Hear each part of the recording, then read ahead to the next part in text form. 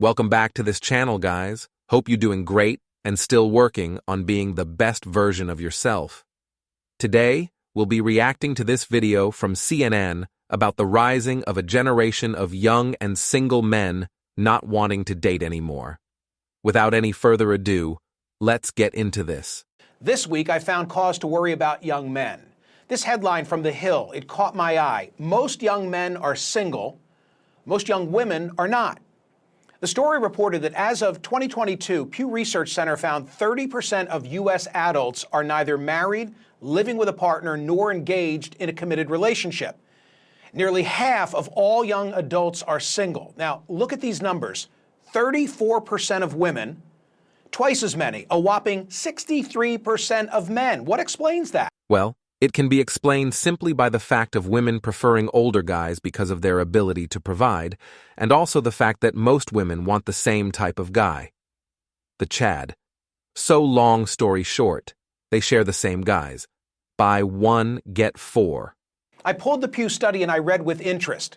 Turns out since 2019, the share of single men who say they're looking for dates or a relationship has declined from 61% to 50%. In 2018, 28% of men ages 18 to 30 reported they'd had no sex in the past year, compared with 18% of women of that age. The Hill report said men in their 20s are more likely than women in their 20s to be romantically uninvolved, sexually dormant, friendless, and lonely. They stand at the vanguard of an epidemic of declining marriage, sexuality, and relationships that afflicts all of young America.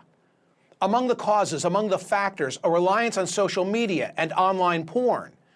But also, more young women are hooking up with each other or dating and marrying slightly older men, and heterosexual women are getting more choosy. Thank you for pointing at the fact of modern women being picky and having delusional expectations when it comes to relationships and men. I bet you already know the song, 6 feet, 6 figures, 6 inches, 666. Reminds me someone. Other troubling statistics about men come from a 2021 study from the Survey Center for American Life. They found the share of men who have 6 or more close friends, which in 1990 was 55%, by 2021 had shrunk by half. Meanwhile, those with literally 0 close friends, which stood at 3% in 1990, has zoomed to 15%. An expert quoted by The Hill said this disconnect can have catastrophic consequences for young men. Quote, in the worst case scenario, the young American man's social disconnect can have tragic consequences. Young men commit suicide at 4 times the rate of young women. Younger women are largely responsible for rising rates of mass shootings, a trend that some researchers link to their growing social isolation. Well, those words reminded me of a conversation that I had over a year ago right here on CNN with NYU professor Scott Galloway. But the issue is, when you have a group of men, the lower half of attractiveness of men in online dating, which has doubled, now it's about half of relationships, and the top 20% of men in terms of attractiveness get about 60% of the interest, you end up with a group of men that are more prone to conspiracy theory, more prone to misogynistic content, more prone to not believe in climate change. Nonsense. Feminism is the word they are searching for.